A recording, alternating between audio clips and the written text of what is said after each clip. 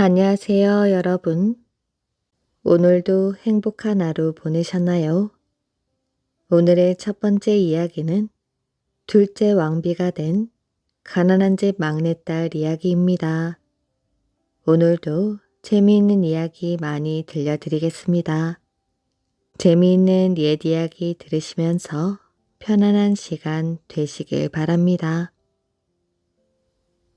둘째 왕비가 된 막내딸. 아주 오랜 옛날 한 임금이 살고 있었습니다. 혼인을 하여 왕비를 두었는데 여러 해가 지나도록 자식이 없었지요. 어떻게 해야 자식을 얻을 수 있을까 고민을 하고 있었는데 궁궐 안에서 일을 보던 늙은 점쟁이 하나가 말하였습니다. 남쪽을 향하여 곧장 가시면 오늘 밤 안에 귀인을 만나실 수 있을 겁니다. 그러자 임금은 신하들도 다 물리친 채 미복 차림으로 말을 타고 혼자 남쪽을 향해 길을 나섰지요. 남쪽으로 자꾸만 가다 보니 저녁 무렵이 되었는데 숲을 말고는 아무것도 눈에 띄지 않았습니다. 임금이 이상하게 생각하면서도 어둠 속을 헤치고 가다 보니 멀리 불빛이 깜빡깜빡 거리는 것이 보였지요. 가까이 다가가 보니 쓰러질 것 같던 오두막 집에서 불빛이 흘러나오고 있었습니다. 임금이 다가가서 살펴보니 방 안에서 젊은 여인들의 말소리가 들렸습니다. 뜯어진 문풍지 사이로 방 안을 들여다보니 세 자매가 앉아서 이야기를 나누는 중이었지요. 난 언제나 시집을 가나 지체 높은 집에 시집가서 수나 놓으며 살았으면 좋겠어. 큰언니가 이렇게 말하자 둘째가 말하였지요. 나는 돈 많은 상인에게 시집을 가서 값 나가는 귀한 물건을 실컷 만져봤으면. 두 언니는 웃고만 있는 막내 동생에게 물었습니다. 너는 시집을 가서 어떻게 살고 싶니? 나는 지체고 돈이고 상관없이 그냥 아들, 딸, 삼남매만 낳아서 오순도순 살았으면 좋겠어. 그러자 밖에서 그 말을 엿듣고 있던 임금이 무릎을 탁 쳤습니다. 저 처녀야말로 내 짝이로다. 임금은 그 길로 집에 들어가 주인을 찾았지요. 주인은 깜짝 놀라 아닌 밤중에 찾아온 이상한 손님을 맞아들였습니다. 이 밤중에 누추하고 외진 곳에 어인 일이신지요? 늦도록 자식이 없어 새 배필을 찾고 있는 중입니다. 이 집에 귀한 처자가 있다는 이야기를 듣고 찾아왔습니다. 그때 밖에서 저녁상을 차리던 세 자매 사이에 한바탕 소란이 났습니다. 큰딸과 둘째 딸이 서로 자기가 상을 들고 들어가겠다고 티격태격 하였지요. 그러는 사이 그만 막내딸이 살짝 밥상을 들고서 방으로 들어가 임금 앞에 사뿐히 내려놓았습니다. 임금이 그 처자를 가리키며 말하였지요. 저 처자와 인연을 맺을 수 있도록 해 주십시오.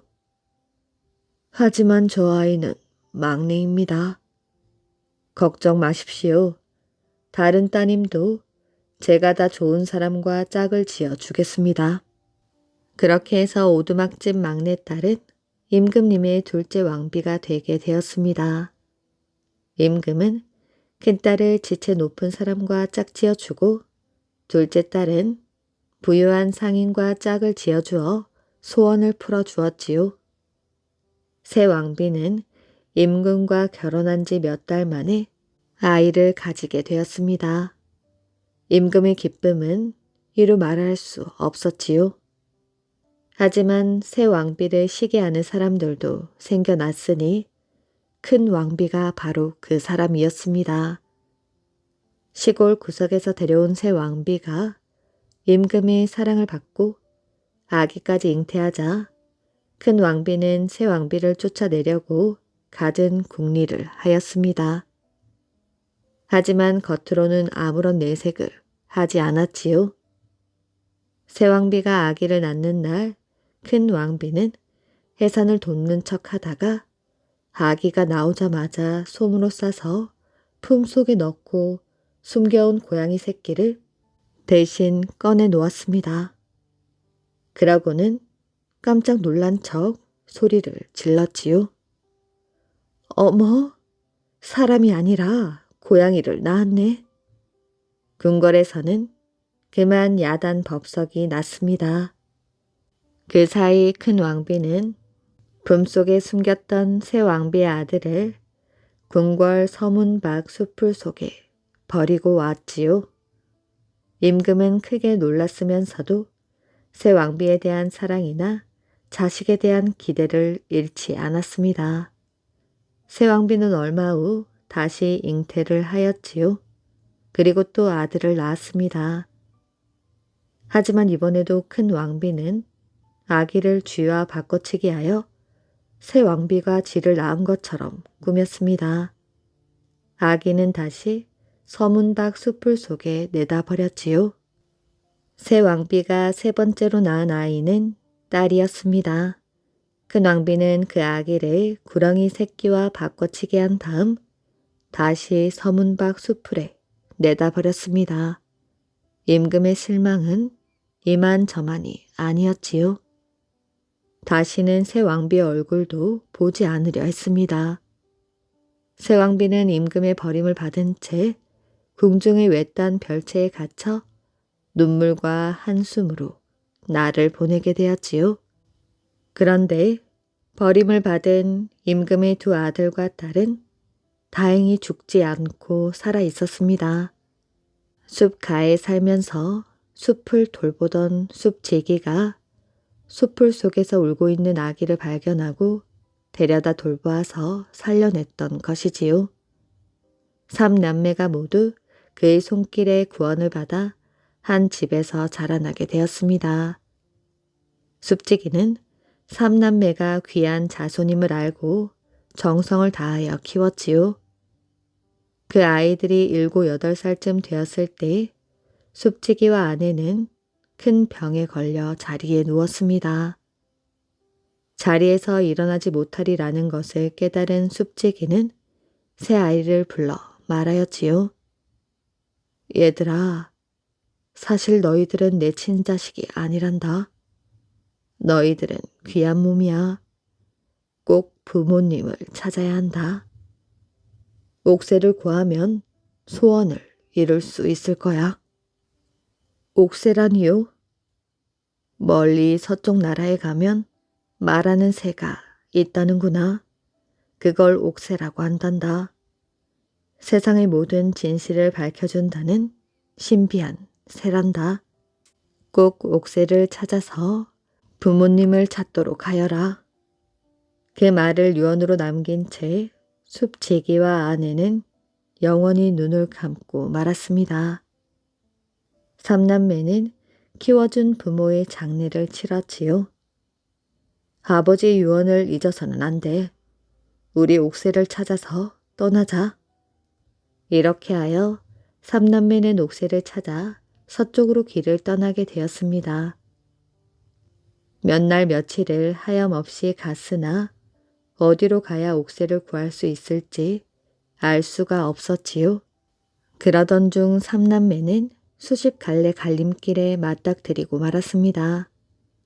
어느 길로 가야 할지 도저히 알 수가 없었지요. 지친 3남매는 앉아 울기 시작하였습니다. 그때 어디서 나타났는지 하얀 수염을 가진 백발 노인이 다가와서 물었지요. 왜 그리 울고 있느냐? 할아버지, 저희는 옥새를 찾으러 왔는데 어디로 가야 할지 몰라서 이렇게 울고 있습니다. 저런, 옥새를 찾으러 왔다고? 여지껏 옥새를 찾는다는 사람은 여럿 보았지만 찾았다는 사람은 본 적이 없단다. 너희들에게는 너무나 힘든 일이지. 할아버지, 우린 꼭 옥새를 찾아야 합니다. 제발 길을 가르쳐 주십시오. 정 그렇다면 가르쳐 주마. 저 길로 30리를 가야 한단다. 노인이 가리킨 길은 수십 갈래 길 가운데서도 가장 작고 험하여 얼핏 보아서는 눈에 띄지도 않는 길이었습니다. 아주 좁아서 한 사람이 지나기도 어려워 보였지요. 저 길은 둘이서는 갈 수 없고 혼자서만 갈 수 있지.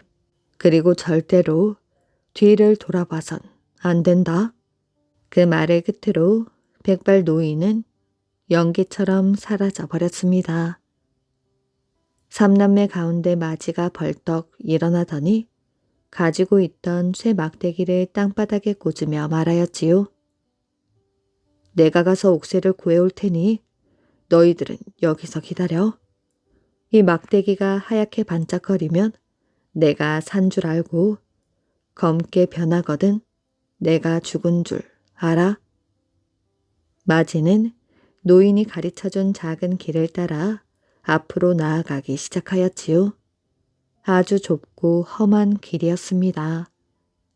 넘어지고 멍들고 긁히면서도 앞만 바라보며 한없이 나아갔지요. 한참을 가다 보니 자꾸 차가운 기운이 몰려들기 시작했습니다. 그때 갑자기 뒤에서 여자의 비명이 들려왔지요. 두려운 느낌에 잠겨있던 마지는 비명을 듣는 순간 자기도 모르게 뒤를 돌아보고 말았습니다. 그 순간 그는 맥없이 자리에 쓰러지고 말았지요. 마지가 쓰러지는 순간 마지가 꽂아놓고 간 쇠 막대기가 거무스름하게 변하였습니다. 남아있던 두 아이는 마지에게 변고가 생긴 것을 알았지요. 둘째가 벌떡 일어나서 가지고 있던 쇠막대기를 꽂으며 말했습니다. 이제 내 차례야. 이 막대기가 하얗게 반짝거리면 내가 산 줄 알고 검게 변하거든 죽은 줄 알렴. 둘째는 형이 간 길을 따라서 앞으로 나아갔지요. 절대 뒤를 돌아보지 않으리라고 마음먹고 앞만 보면서 갔습니다. 뒤에서 비명이 들려왔어도 이를 악물고 참았지요. 하지만 바로 등 뒤에서 동생아, 나야 하고 부르는 형의 목소리에 그만 자기도 모르게 고개를 돌리고 말았습니다. 그 순간 둘째 역시 맥을 놓고 자리에 쓰러져 버렸지요. 혼자 남아서 기다리고 있던 막내는 가슴이 미어질 듯 했습니다. 막내는 눈물을 훔치고는 오빠들이 간 길을 걷기 시작했습니다. 누이는 솜을 똘똘 뭉쳐서 귀를 꼭 막은 채 험한 길을 헤치며 앞으로만 갔지요. 오로지 앞을 향해서 갈 뿐 아무 생각, 아무 느낌도 없었습니다. 두 오빠의 애절한 울음소리가 들렸지만 막내는 들었는지 못 들었는지 두 주먹을 불끈 쥐고 앞으로만 나아갔지요. 그렇게 얼마를 정신없이 뛰어갔는지 갑자기 검은 숲이 사라지고 앞이 환하게 뚫렸습니다. 오색으로 물든 아름다운 숲을 속에 작은 샘이 있어 맑은 물이 고여 있었지요. 그리고 샘 위로 뻗은 나뭇가지에 옥빛 새 한 마리가 앉아 있었습니다. 얘야, 네가 옥새니? 그러자 정말 그 새가 말을 하는 것이었습니다. 네, 제가 옥새랍니다. 이제야 주인님을 만났군요. 그러면서 옥새는 막내 동생의 어깨 위로 폴폴 날아와 앉았지요. 저 샘물을 한 병 담아가세요. 막내는 옥새가 시키는 대로 한 병 가득 샘물을 담았습니다. 그러곤 어깨에 새를 앉힌 채 갔던 길을 돌아오기 시작하였지요. 갈 때는 몰랐는데 오면서 보니 옥새를 구하러 나섰다가 죽은 사람들이 해골이 되어 있었습니다. 그 사이에 작은 오빠와 큰 오빠가 쓰러져 있는 모습도 보였지요. 막내 동생은 샘에서 길어온 물을 길바닥의 해골과 두 오빠의 몸에 뿌렸습니다. 그랬더니 쓰러져 있던 사람들과 두 오빠가 기지개를 펴면서 일어났지요. 이렇게 해서 삼남매는 옥새를 얻어서 무사히 집에 돌아올 수 있었습니다. 삼남매가 집으로 돌아오자 말하는 새에 관한 소문이 널리 퍼졌지요. 그 소문은 궁궐에 있는 임금의 귀에까지 들어갔습니다. 웬 아이들이 말하는 새를 구해왔다니 그게 사실인가? 그렇게 소문이 돌고 있다고 하옵니다. 내 한번 친히 가서 확인해 보리라. 임금이 찾아온다는 소식을 들은 삼남매는 깜짝 놀랐지요. 어찌할 줄 몰라 허둥거리고 있었는데 옥새가 말했습니다. 술상을 차리고 오이를 썰어서 안주로 내놓으세요. 오이 위에 백모래 가루를 살짝 뿌려 놓으셔야 해요. 임금님 음식에 모래를 뿌리다니. 제가 시키는 대로 하세요. 삼남매는 부지런히 임금님을 대접할 술상을 차렸습니다. 오이를 썰어서 그릇에 담고 그 위에 희고 고운 모래를 살짝 뿌려 놓았지요. 마침내 임금이 왕비와 신하들을 거느리고 삼남매의 집으로 왔습니다. 임금이 말하였지요. 참 예쁘게도 생긴 아이들이로구나. 너희들이 말하는 새를 잡아왔다니 어디 한번 보자꾸나. 그러자 아이들은 새가 시킨 대로 술상을 내왔습니다. 먼저 목을 좀 축이셔요. 임금은 웃으면서 술을 한 잔 들이켰습니다. 그런 다음 오이를 집어 와삭 깨물었지요. 모래가루를 씹은 임금은 그만 얼굴이 시뻘개져서 소리쳤습니다. 이놈들이 감히 나를 모욕하다니. 그때 옥새가 포르르 날아와서는 임금에게 말을 하기 시작하였지요. 임금님, 자식들에게 무엇을 해준 것이 있다고 이렇듯 책망을 하신단 말입니까? 고양이 새끼라고 내버리고 쥐 새끼라고 내버리고 구렁이 새끼라고 내버리지 않으셨습니까? 무엇을 해준 게 있어서 이렇게 당신의 자식들을 책망하시는 것입니까? 그 말에 그만 임금은 물론이고 왕비와 신하들 그리고 삼남매까지도 다들 깜짝 놀라고 말았습니다.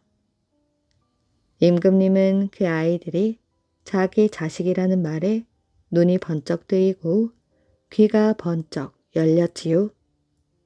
이 아이들이 내 자식들이라고? 삼남매를 살펴보던 임금의 눈길이 큰 왕비에게 향하였지요. 왕비는 얼굴이 새파래져서 허둥지둥 뒷걸음질을 치다가 자리에 푹 고꾸라치고 말았습니다. 모두 당신이 꾸민 일이었군. 이렇게 감쪽같이 속을 수가. 임금은 눈물을 흘리며 새 자식을 끌어안았지요. 새 아이도 눈물을 흘리며 난생 처음으로 아버지 품에 안겨 보았습니다. 궁궐로 돌아온 임금은 삼남매를 데리고 궁궐 구석 별채의 둘째 왕비를 찾아가서는 모자를 서로 만나보게 하고 그간의 잘못을 사죄했습니다. 삼남매는 어머니의 품에 안겨 기쁨의 눈물을 흘렸지요. 그 후 삼남매는 어머니 아버지와 함께 오래도록 행복하게 살았다고 합니다. 선비의 손을 뿌리친 아가씨. 옛날 어느 마을에 홀 어머니를 모시고 살아가는 아주 어여쁜 아가씨가 있었습니다. 아가씨의 집은 아주 가난하였지요. 그래도 아가씨는 늘 웃으며 삭 바느질과 허드렛 일을 하며 어머니를 지극정성으로 모셨습니다. 그런데 어느 해 말로는 다 못할 흉년이 들었지요. 그러다 보니 농사를 마친 마을엔 인심까지 각박해져 버렸습니다. 아가씨는 자신은 굶더라도 어떻게든 어머니 끼니만은 거르지 않게 하기 위하여 손이 닳도록 일을 가리지 않았지요. 그러던 어느 날 아가씨가 이웃 마을에 갔다가 늦게 돌아오게 되었습니다. 마을 어귀 정자나무 아래에서 어느 선비가 쓰러져 머리에 피를 흘리고 있는 것이 보였지요. 세상에 어쩌다 저리 되셨을까? 그냥 두면 목숨을 잃을 것이야. 어려움을 보고는 그냥 지나치지 못하는 아가씨는 선비를 부축하여 집으로 데려와 정성껏 치료를 해 주었습니다. 다음날 정신을 차리고 눈을 뜬 선비는 주위를 두리번거렸지요. 여기가 어디입니까? 그때 선비는 눈에 희미하게 비치는 아가씨의 모습을 보고 심장이 멎을 것만 같았습니다. 선비는 아가씨의 아름다운 모습에 한눈에 반해버렸지요. 아가씨가 치료해준 덕분에 머리의 상처는 나았지만 선비는 자기도 모르게 아픈 척을 하며 다시 자리에 누웠습니다. 아가씨에게 마음을 빼앗겨 조금이라도 더 그 집에서 머물고 싶었기 때문이지요. 날이 밝고 나서야 선비는 그 집 형편이 얼마나 어려운지를 알 수 있었습니다. 마음 같아서는 병자 행세를 하며 며칠이고 머물다 가고 싶었지만 그 집 형편을 도저히 두고 볼 수가 없었지요. 아가씨, 정말 고맙습니다. 제가 보답을 하고 싶은데 도적을 만나 돈을 다 빼앗겨 버렸지요. 선비가 주섬주섬 떠날 채비를 서둘렀습니다. 아닙니다. 몸은 괜찮으셔요? 네, 덕분에 괜찮습니다. 내가 약조 하나 하지요. 내 지금 과거를 보러 가는 길인데 과거에 급제하면 반드시 다시 찾아와 아가씨를 내 배필로 맞아드리겠소. 그때까지 기다려 주실 수 있겠소? 속내를 들킨 듯 아가씨는 얼굴에 홍조를 띠며 고개를 끄덕여 주었습니다. 뒤를 돌아보고 또 돌아보며 떠나간 선비는 2해가 지나도록 돌아오지 않았지요. 아가씨는 힘이 들 때마다 선비를 만났던 정자나무 아래로 가서 그리움을 달래곤 하였습니다. 어느새 무정하게도 3번째 해가 찾아왔지요. 그날도 어둑어둑할 무렵 아가씨는 선비 생각을 떨치지 못하고 정자나무 아래로 갔습니다. 지나가는 길손인데 밤이 늦어 그러니 하룻밤 묵어갈 수 있겠소? 그때 웬 선비가 헛기침을 하며 다가왔지요.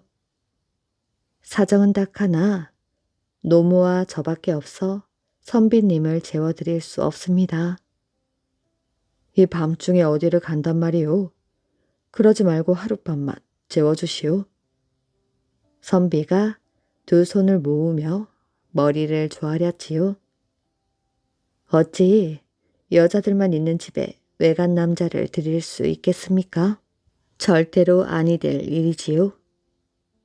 보아하니 아직 혼인을 한 것 같지도 않은데 어머님도 계시고 나그네에게 하룻밤 이슬을 피할 수 있게 해주는 것이 뭐가 그리 어렵소? 아무리 배운 것 없이 구차하게 살고 있는 계집이지만 서방님도 안 계시는 집에 함부로 남정네를 드릴 수는 없습니다. 서방님이란 말을 들은 선비가 화들짝 놀랐지요. 아가씨는 아직 머리도 털지 않았으면서 무슨 서방님이 있단 말이오? 비록 머리는 올리지 않았으나 제 마음은 이미 임자가 있는 몸입니다. 제 서방님께서 과거를 보러 가시면서 꼭 돌아오시겠다고 약조를 하셨고 저 또한 기다리겠다고 약조를 했으니 이미 혼이 난 사람이나 다름없지요. 그런데 제가 어찌 외간 남자를 저희 집에 잠깐이나마 들일 수 있겠습니까? 그 말에 선비는 가슴이 뭉클해졌습니다. 자신이 약조를 하고 떠났지만 그 아가씨가 믿고 기다려줄 건지에 대해서는 반신반의하고 있었기 때문이지요. 아가씨의 말을 듣고 선비는 그동안 연락 한 번 하지 않고 마냥 기다리게 했던 자신이 부끄러워졌습니다. 급한 마음의 선비가 아가씨의 손목을 덥석 잡았지요. 놓으십시오. 점잖은 선비께서 이게 무슨 짓입니까? 손을 뿌리치며 아가씨가 소리를 질렀습니다. 나요. 자세히 잘 보시오. 과거에 급제하면 돌아오겠다던 바로 그 사람이란 말이오. 그제서야 멈춰선 아가씨는 선비의 얼굴을 자세히 들여다보았습니다. 한 번 보고 두 번 보고 아무리 봐도 꿈에 그리던 선비의 얼굴이었지요.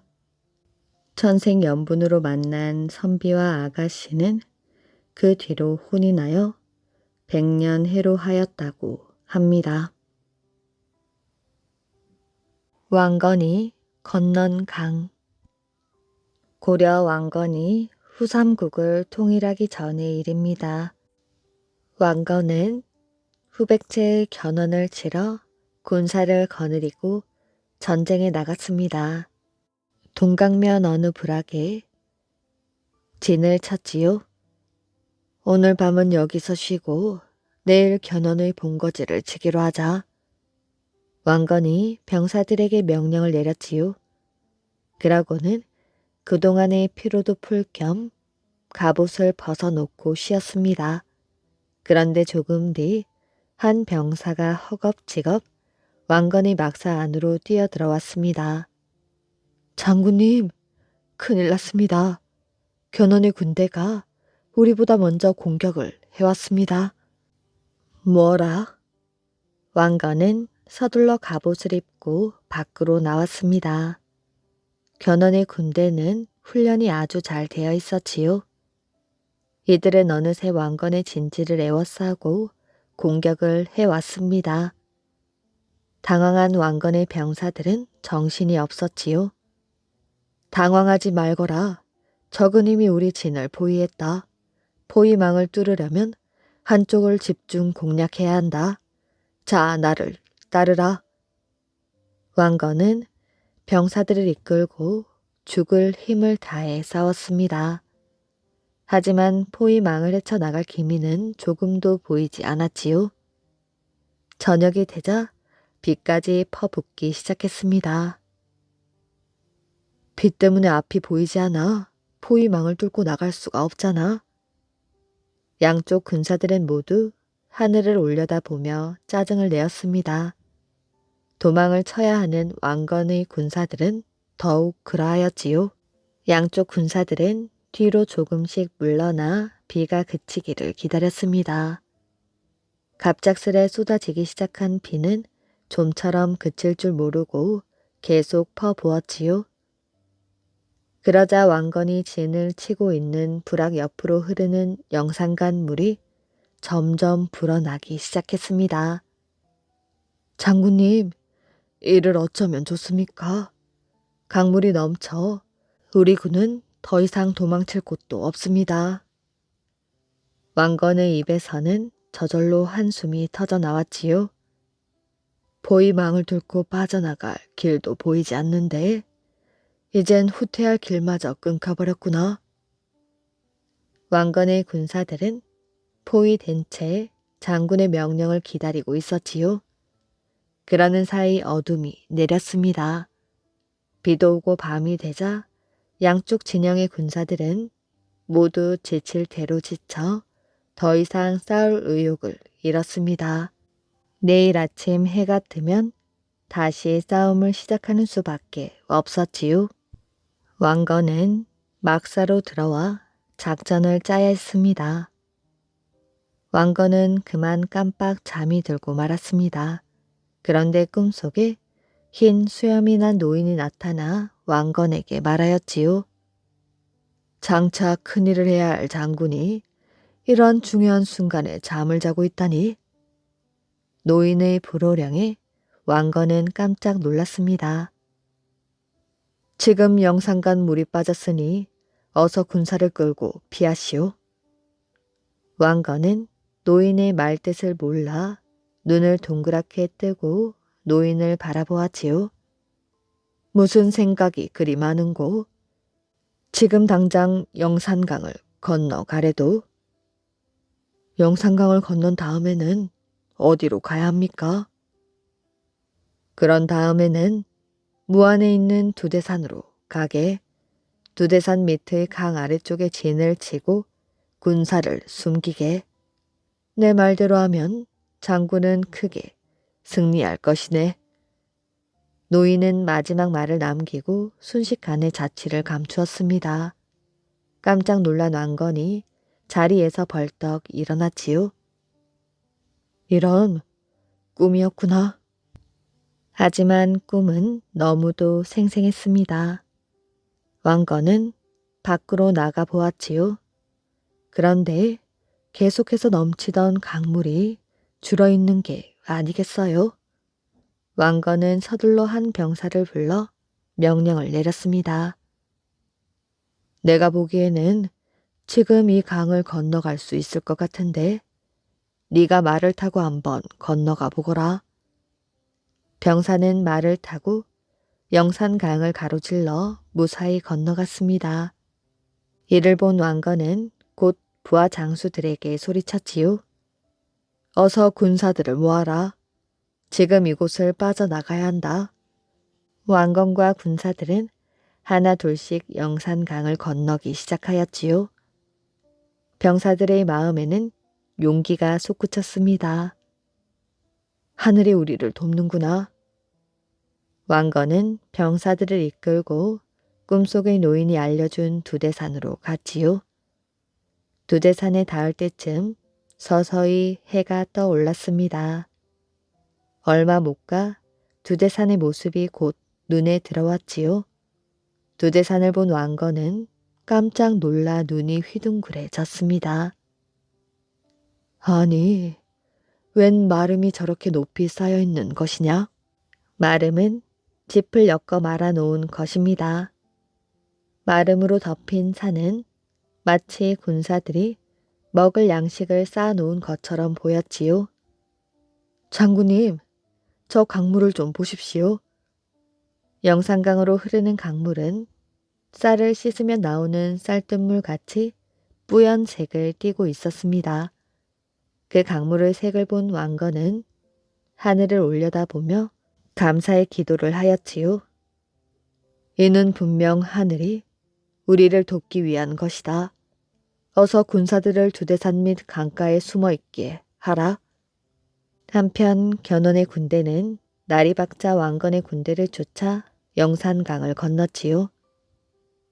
장군님, 적이 뒤쫓아오고 있습니다. 멀리 견훤의 군사들이 강을 건너 뒤쫓아오는 것이 보였습니다.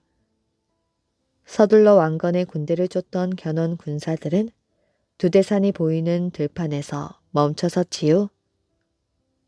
아니, 저기 보이는 저게 다 곡식 더미이냐? 견훤이 부하 장수에게 물었습니다. 예, 그런 것 같습니다. 당황한 견훤은 두대산 옆으로 흐르는 강물을 살폈지요. 그렇다면 강물이 저렇게 뿌연 것은 쌀뜨물 때문이겠구나. 견훤은 두대산 앞 평야에 멈춰선 채 고민하였지요. 얼마나 많은 쌀을 씻었으면 강물이 저리 뿌옇단 말인가? 저곳에 지금 군사들이 무수히 많다는 뜻인데 공격을 해야 하나 말아야 하나. 바로 그때 왕건이 우렁찬 목소리로 공격 명령을 내렸습니다. 그러자 강 양편에 숨어 있던 왕건의 군사들이 고함을 치며 달려 나왔지요. 후퇴하라. 적의 수가 너무나 많구나. 견훤은 왕건의 군사를 세어보지도 않고 달아나기 시작했습니다. 견훤의 군사들이 싸워보지도 않고 도망치는 것을 본 왕건의 군사들은 있는 힘껏 함성을 질렀지요. 이때 견훤의 군사들은 왕건의 군사들에게 밀려 크게 패했습니다. 많은 군사들이 목숨을 잃었고 견훤은 겨우 목숨을 건질 수 있었지요. 그 왕건은 군사들을 이끌고 건넌 강을 꿈의 도움으로 건넜다고 하여 몽탄강이라 불렀다고 합니다. 그래서 지금도 영산강의 하류를 몽탄강이라고 부른다고 합니다. 소금 장수의 딸. 옛날 어느 부잣집 아들이 가난한 소금 장수집 딸을 알게 되었지요. 부잣집 아들은 소금 장수집 딸을 너무도 사랑하게 되었습니다. 그러나 부잣집에서는 반대를 하였지요. 넌 소금 장수가 얼마나 천한 직업인지 모르는 것이야? 부모뿐만 아니라 친척들까지 나서서 반대했습니다. 그러나 부잣집 아들은 자신의 고집을 꺾지 않았지요. 아무리 말리셔도 소용없습니다. 저는 소금 장수집 처녀가 아니면 장가를 가지 않겠어요. 옛말에 자식 이기는 부모는 없다고 하였지요. 부잣집 아들이 소금 장수집 딸과 혼이 나겠다고 우겨서 할 수 없이 결혼을 승낙하였습니다. 소금 장수집 딸의 앞날은 가시밭길이었지요. 시부모뿐만 아니라 친척들까지 심한 구박을 했습니다. 자기 분수를 몰라서 그렇지 예쁘지도 않은 것이 오리처럼 뒤뚱뒤뚱 걷는 꼴 좀 봐. 천한 것은 어쩔 수 없다니까. 모두들 며느리를 미워하며 틈만 나면 흉을 보았습니다. 소금 장수집 딸은 괴로워 견딜 수가 없었지요. 사랑하는 남편이 없었다면 벌써 그 집에서 뛰쳐나왔을 것입니다. 소금 장수 집에서는 딸을 시집 보내놓고 마음 편할 날이 단 하루도 없었습니다. 딸이 시부모에게 구박을 받으며 시집살이를 한다는 소문을 들어서였지요. 고생하는 딸을 생각하면 잠도 오지 않았습니다. 어느 날 친정 어머니가 친정 아버지에게 말했지요.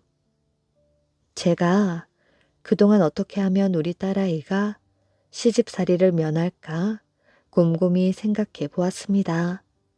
사돈 댁을 초대하여 식사 대접을 하는 게 어떨까요?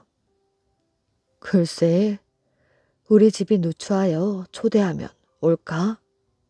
간곡히 청해야지요. 여러 번 청하면 한 번쯤은 응할 거예요. 친정 어머니가 말한 대로였지요. 사돈댁은 처음엔 거절하였지만 몇 번이나 간곡히 청하자 마지못해 초대에 응해 주었습니다.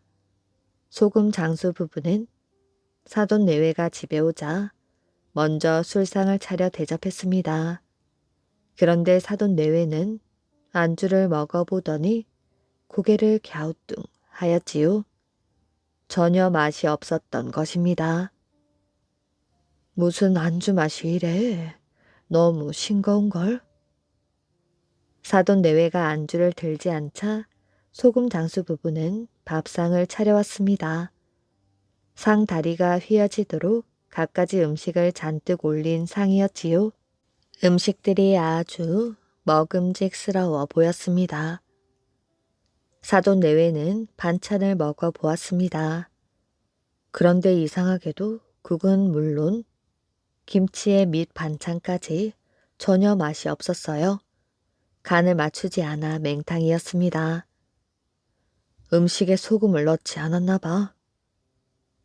사돈 내외는 이런 생각을 하며 숟가락과 젓가락을 내려놓았습니다. 사돈, 어째서 음식을 들지 않으십니까? 사돈이 오신다고 이것저것 음식을 준비했는데. 고맙습니다. 하지만 배가 불러. 사돈 내외는 이런저런 핑계를 대며 음식을 사양했습니다. 그때 소금 장수가 말하였지요. 사돈 내외께서 어째서 음식을 드시지 않는지 저희도 압니다. 소금을 넣지 않아 음식이 싱겁고 맛이 없어서지요. 죄송한 말씀입니다만 저희는 음식에 일부러 소금을 넣지 않았습니다. 소금이 없으면 살아갈 수 없다는 사실을 깨우쳐 드리려고요. 저희가 소금 장수라고 너무 박대하지 마십시오. 이 세상 사람들은 소금 장수가 있어야 밥을 먹고 삽니다. 임금이든 사돈 같은 부잣집이든 국어라는 거지든 다 마찬가지지요. 소금이 있어야 밥을 먹고 산다 이겁니다. 소금 장수라고 차별하지 마십시오. 다들 저마다 자기 할 일을 해야 이 세상이 잘 돌아가지 않겠습니까? 제발 소금이 귀한 줄 알고 저희 딸을 귀여워해 주십시오. 사돈 내외는 소금 장수의 말을 듣자마자 큰 절을 올렸습니다. 옳으신 말씀입니다. 소금이 없으면 밥을 먹고 살 수가 없지요. 귀한 깨우침을 주셔서 정말 감사합니다. 따님은 걱정 마십시오. 그 뒤 부잣집 내외는 며느리가 소금 장수집 딸이라고 구박하지 않았습니다. 사돈에게 말한 대로 딸처럼 사랑하며 잘 돌보아 주었지요. 그리고 사돈끼리 자주 만나며 사이좋게 지냈다고 합니다. 벌 받은 옥황상제. 오랜 옛날 아주 무더운 여름날이었습니다. 금강산이 세상에서 제일 아름답다는 소문이 하늘나라에까지 퍼진 지는 이미 오래전 일이었지요. 선녀들은 하루가 멀다 하고 자기 집 드나들듯 금강산에 내려가 목욕을 하곤 했습니다. 얼마 전 옥황상제의 생신 전날 방아를 찢다 말고 금강산 구경을 갔던 토끼가 하늘나라의 규칙을 어기고 바위로 굳어진 적도 있었지요. 금강산 물이 그렇게도 좋더란 말이냐? 내 지금까지 하늘나라를 다스리는 일에만 신경을 쓰느라 금강산 구경 한번 못했구나. 꼭 한번 가봐야 할 텐데. 옥황상제는 선녀들이 금강산에서 돌아올 때쯤이면 부러운 듯 혼자 중얼거리곤 했습니다. 어느 날 옥황상제는 아들을 불렀지요. 대자야, 며칠 동안만 이곳을 너에게 맡기고 싶구나. 이젠 나도 좀 쉬어야겠다. 예, 아버님. 걱정하지 마시고 푹 쉬십시오. 그래, 그래. 네, 그럼 천하에서 가장 아름답다는 금강산으로 가서 며칠 푹 쉬면서 구경이나 하고 와야겠구나. 예, 잘 다녀오십시오. 옥황상제는 곧바로 구름 마차를 타고 눈 깜짝할 사이에 금강산으로 내려왔습니다. 먼저 금강산에서 가장 높은 비로봉에 서서 사방을 둘러보았지요. 구름을 가슴으로 안으며 우뚝 솟아있는 12,000 봉우리들을 굽어보던 옥황상제는 놀란 입을 다물 줄 몰랐습니다. 토끼가 금강산 구경에 정신이 팔려 내 명령을 어길만 하구나. 금강산 구경을 모두 마치고 하늘나라로 돌아갈 때에는 토끼를 용서하고 데려가야겠구나. 옥황상제는 금강산 12,000 봉우리를 차례로 모두 둘러보았지요. 그리고는 구롱련 주변 바위에 앉아 잠시 땀을 식혔습니다. 정말로 거울 같다더니 참으로 맑기도 하구나. 옥황상제는 시원한 계곡물을 보며 더는 참을 수가 없었습니다. 자신이 하늘의 상제라는 것도 생각할 겨를 없이 관과 옷을 훌훌 벗어던졌지요. 벌거숭이가 된 옥황상제는 어느새 구롱연에 뛰어들었습니다. 물 안에 몸을 담그니 얼음물에 들어간 것처럼 너무도 시원하였지요. 뼛속까지 잦아드는 시원함에 땀은 순식간에 식고 피로도 말끔히 풀리는 듯 했습니다. 금방이라도 날아갈 것 같구나. 옥황상제는 물장구도 쳐보았지요. 또 높은 바위 위에 올라가 소리를 지르며 뛰어내리기도 했습니다. 얼마쯤 지나자 옥황상제는 물속 바위에 등을 기대고 목만 삐죽 내놓았지요. 신나게 놀아서인지 스르르 눈이 감기고 졸음이 몰려왔습니다. 바로 그때 어떤 놈이 감히 여기서 발가벗고 목욕을 하는고? 금강산 계곡이 쩌렁쩌렁하게 울릴 정도로 할아버지의 호통치는 소리가 들렸습니다. 옥황상제는 깜짝 놀라 사방을 두리번거렸지요. 옷을 벗어놓은 바위 위에 한 할아버지가 성난 얼굴로 우뚝 서 있었습니다. 하얀 수염에 커다란 용 모양의 지팡이를 짚고 서 있는 할아버지는 눈을 부릅뜨고 옥황상제를 내려다 보았지요. 도대체 당신은 누구시길래 남이 목욕하는 일까지 그리 호통을 치며 참견이오? 네 이놈, 나는 이 금강산을 지키는 산신령이다. 금강산의 골짜기마다 흘러내리는 물은 이 산에 묻혀있는 수만 종의 약초 뿌리를 씻고 흘러내리는 신령한 약수라는 것을 너는 모른단 말이냐?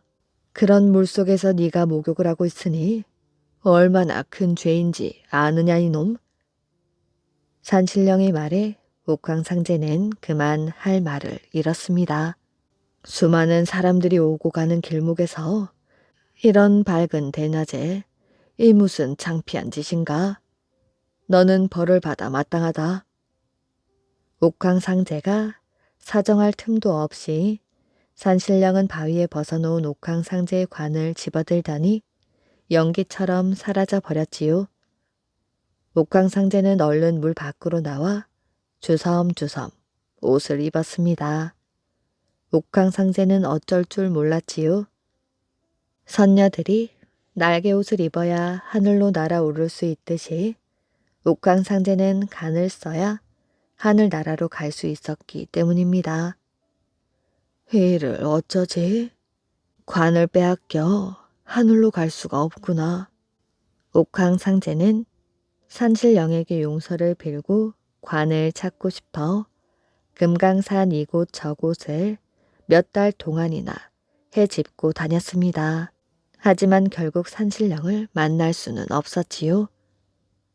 옥황상제는 세종봉 중턱에 올라 하늘을 쳐다보았습니다. 하늘의 별들이 반짝반짝 거리고 있었지요. 이 일을 어찌하면 좋단 말인가? 내가 해도 너무했지. 그렇게 신령한 물에서 목욕을 하다니. 계절이 수십 번 바뀌고 하늘의 별들도 수없이 자리를 옮겨갔지요.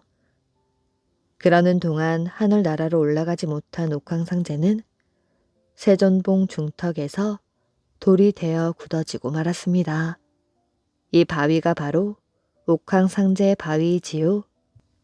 옥황상제 바위는 맑은 날이면 잘못을 뉘우치는 모습으로 사람들의 눈에 뚜렷하게 보인다고 합니다. 물닭과 오누이. 옛날 어느 마을에 초가집 한 채가 있었습니다. 이 집에는 아버지 어머니가 오누이를 키우면서 행복하게 살았지요.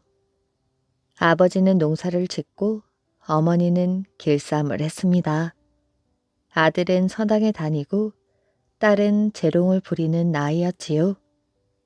오누이의 집에서는 웃음소리가 끊이질 않았답니다.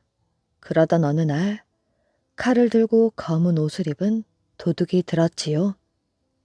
도둑은 아버지를 죽이고 어머니를 끌고 갔습니다. 더군다나 집까지 불을 질렀지요. 불 붙은 집에서 겨우 빠져나온 오누이는 하루 아침에 고아가 되었지요. 슬픔에 잠긴 오누이는 울고 또 울었습니다. 오누이는 두 주먹을 불끈 쥐었지요. 우리 부모님의 원수를 꼭 갚고 말겠다. 다음 날 뒷동산에 아버지를 묻고 작은 움막을 지었습니다. 밤낮으로 칼쓰기 훈련을 시작하였지요. 오누이의 결심은 대단했습니다. 오누이의 사정을 알게 된 산속 짐승들은 앞을 다투어 찾아왔지요. 맨 먼저 호랑이가 찾아오고 곰이 찾아왔습니다. 온갖 새들도 찾아왔지요. 바다에 사는 철새들도 찾아와 먹을 것을 놓고 갔습니다. 오누이는 호랑이를 타고 칼 쓰는 훈련을 하였지요.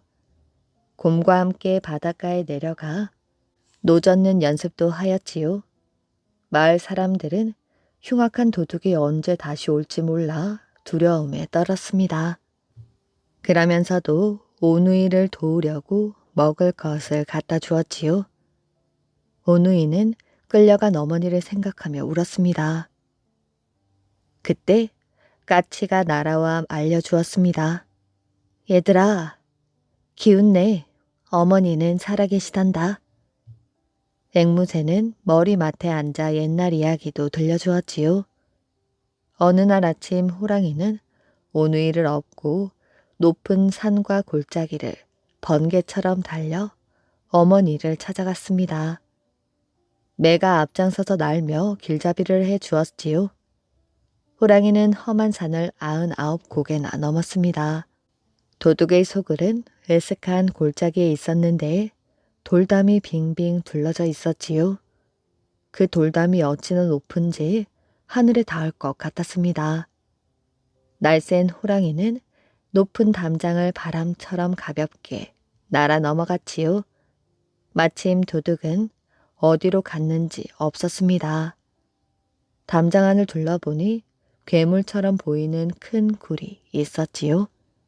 호랑이는 오누이를 데리고 굴 속으로 들어갔습니다. 굴 안에서 낯익은 소리가 들려왔습니다. 오누이는 소리가 나는 쪽으로 걸어가 보았지요. 가까이 가보니 힘겹게 내리치는 절구 소리였습니다.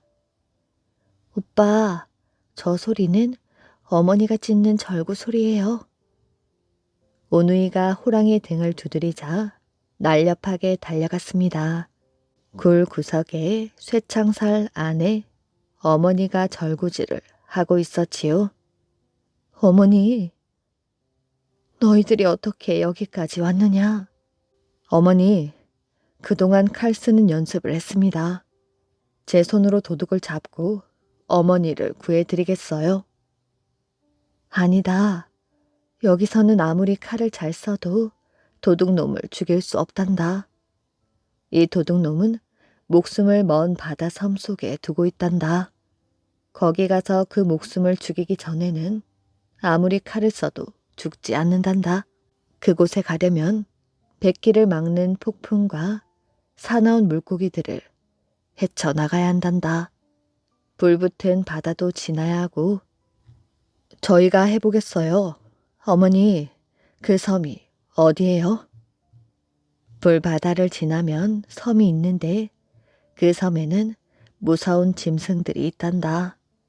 섬 한가운데 깊은 호수가 있는데 그 속에 물닭이 있지. 물닭의 뱃속에 알이 있고 그 알 속에 도둑의 목숨이 숨어 있단다. 어머니, 알겠어요. 어떻게든 도둑을 잡고 말겠어요. 도둑이 들어오기 전에 어서들 가거라. 오누이는 어머니께 인사를 하고 호랑이 등을 타고 돌아왔습니다.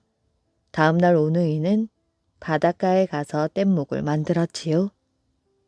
오누이는 수리, 매, 바다, 철새, 호랑이, 곰을 데리고 갔습니다. 호랑이와 곰은 노를 저었지요. 며칠 동안 잠잠하던 바다는 갑자기 폭풍우가 몰아쳤습니다. 사나운 물고기들은 뗏목을 뒤집고 파도가 솟구쳤지요. 오빠, 내가 뗏목을 몰고 갈 테니 오빠는 사나운 물고기들을 없애.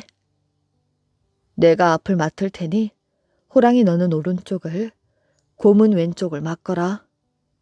모두 한 마음이 되어 파도와 폭풍우를 빠져나왔습니다. 이번에는 불바다가 기다리고 있었지요. 불바다도 그들의 앞길을 막을 수는 없었습니다. 오누이는 함지 밖으로 물을 퍼서 곰과 호랑이 몸에 끼얹었지요. 호랑이와 곰은 불을 무서워하지 않고 노를 저었습니다. 그들은 무사히 불바다를 지나 섬에 도착하였지요. 섬에는 사나운 짐승들이 기다리고 있었습니다. 모두 힘을 합해 짐승들을 물리쳤지요. 마침내 호숫가에 다다랐습니다. 내가 가서 물닭을 잡아올게. 호숫가에 이르자 바다 철새가 물속으로 들어가 보았지요. 공격을 받은 물닭이 물 위로 올라왔습니다. 그때 수리와 매가 물닭의 날개를 물어뜯었지요. 물닭은 안간힘을 쓰다가 도망을 쳤습니다. 그 바람에 뱃속에 있던 알이 빠져나와 물속으로 떨어졌지요. 얼른 물속으로 들어가 주먹만한 알을 가지고 나왔습니다. 오빠는 알을 넓적한 바위 위에 올려놓고 커다란 돌멩이로 내리쳤습니다. 알은 끄떡도 하지 않았어요. 오빠, 안 되겠어. 나에게 알을 죽이는 방법이 있어. 어서 집으로 가지고 가자. 오누이와 짐승들은 서둘러 집으로 돌아왔습니다. 집에 돌아온 오누이는 가마솥에 기름을 펄펄 끓였지요. 알을 가마솥에 집어넣자 빙글빙글 돌더니 스르르 녹아버렸습니다. 오누이는 급히 도둑의 소굴로 찾아가 보았습니다. 기운을 잃은 도둑은 마지막으로 어머니를 죽이려고 하였지요. 그 순간 오누이가 나타나 어머니 앞을 가로막았습니다. 이 나쁜 도둑놈아, 내 칼을 받아라. 오빠는 칼을 휘둘러 도둑의 목을 베어버렸습니다. 오누이는 도둑이 훔쳐간 물건들을 모두 가난한 사람들에게 나누어 주었지요. 그리고 어머니를 모시고 나와 행복하게 잘 살았다고 합니다. 금시 발복. 옛날 당진 지방에 박상희란 유명한 지관이 있었지요. 당진의 박상희는 풍수지리 사상과 명당 신앙에 관련하여 도선이 알려준 명당 자리를 찾아 전국 방방곡곡을 헤매었지요. 그러던 어느 날 그날따라 산에 들어갔는데 안개가 짙어 길을 잃고 헤매다 명당도 찾지 못하고 밤늦게 겨우 하산하게 되었습니다. 날은 어둡고 배는 몹시 고팠지요. 그는 캄캄한 밤에 가까스로 내려오다가 불이 반짝이는 오두막집을 발견하고 하룻밤 묵어가기를 청하였습니다. 그리고 너무 배가 고프다 보니 밥을 해달라고 말하였지요. 그 집 주인은 자고 가는 것은 괜찮으나 쌀이 없어 밥은 해줄 수 없다고 말했습니다. 박상희는 하는 수 없이 허기진 채로 앉아서 주인과 이야기를 하고 있었지요. 그때 마침 벽에 걸려있던 봉투가 툭 떨어지며 하얀 쌀이 나왔습니다. 그는 섭섭한 생각이 들었지요. 아니, 여기 쌀이 있는데 어째서 밥을 해주지 않았소? 주인은 송구스러워하며 말하였지요. 이것은 언제든지 그 유명한 박상의 지사님을 만나면 우리 아버님의 맷자리를 구할 때 대접하려고 가족이 굶으면서도 몇 년 전부터 이렇게 항상 꿰매 달았던 것입니다. 그의 효심을 가상히 여긴 박상의는 자신이 바로 그 지사라고 말하였지요. 그러나 주인은 그 말을 믿지 않았습니다. 정말이요. 내 이산의 맷자리를 잡으러 왔다가 날이 저물어 여기에 들어오게 되었소. 내가 틀림없이 그 사람이요. 박상의가 다시 한번 말하자 주인은 깜짝 놀라면서 그렇게 기다리던 지사님을 이렇게 만나게 되었다고 좋아서 어쩔 줄을 몰라 하였지요.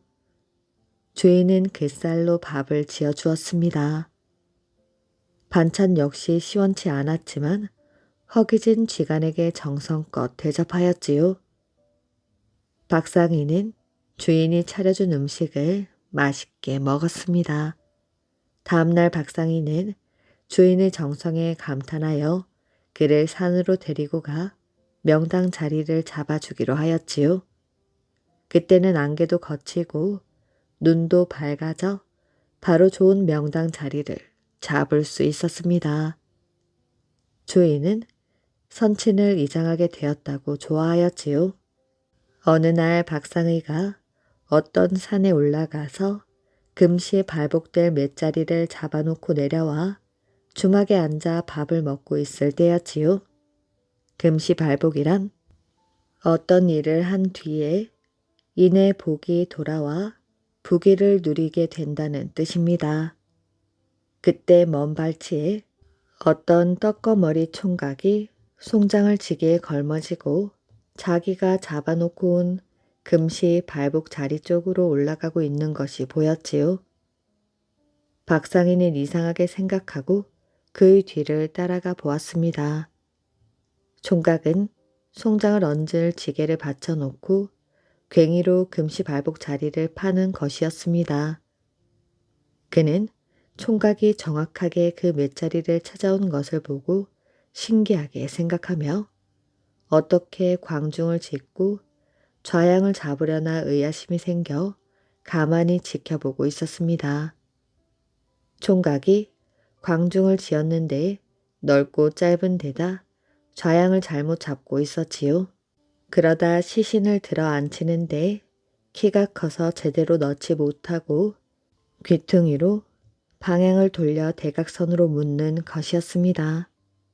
어찌 되었든 좌양이 꼭 맞아 떨어졌지요. 그는 하도 신기하여 홍대는 어떻게 하나 지켜보고 있었습니다. 여기에는 시신을 금 홍대로 덮어야 이 자리에 격이 맞는 자리였습니다.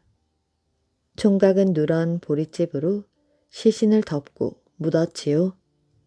홍대를 누런 보릿집으로 덮었으니 금 홍대를 덮은 것이나 마찬가지였습니다. 박상희는 우연하게 무식한 총각이 명당 자리에 제 아비를 장사 지낸 것을 확인하였지요. 그는 총각이 정말 금시 발복되는가 확인해 보고 싶은 생각이 들어 물어보았지요. 너는 어디에 사는 누구이며 왜 혼자 장사를 지내는 것이냐? 총각이 대답하였습니다. 주군이는 제 아버지이고 저는 어느 부잣집에서 종살이를 하고 있습니다. 박상의는 그날 저녁 총각이 알려준 부잣집을 찾아가서 주인에게 사정하여 그 집에서 쉬게 되었습니다. 그는 총각이 어떻게 되는가 살펴보기로 마음을 먹고 그 집에 머무른 것이지요. 다음날 새벽 일찍 일어난 박상의는 마당에서 서성거렸습니다. 이때 집주인이 나오며 낙담하며 한숨을 쉬었지요. 왜 그러십니까? 어젯밤 여식이 금은 보석을 모두 훔쳐 젊은 종놈과 같이 도망을 쳤습니다. 기왕이 이렇게 되었으니 어찌하겠습니까? 그놈들이 어디 가서 잘 살아주기만을 바랄 뿐이지요. 박상인은 총각이 자기 아버지 묘를 금시의 발복 명당 자리에 썼으니 즉시 효염을 본 것이라 믿게 되었습니다. 이처럼 그는 유명한 지사였지요. 그래서 사람들은 그 지사를 만나 명당을 잡아주기를 항상 갈망하고 있었다고 합니다. 이야기 재미있게 잘 들으셨나요? 오늘의 이야기는 여기까지입니다. 오늘도 이야기를 들어주셔서 정말 감사합니다. 오늘도 편안한 밤 되시길 바랍니다.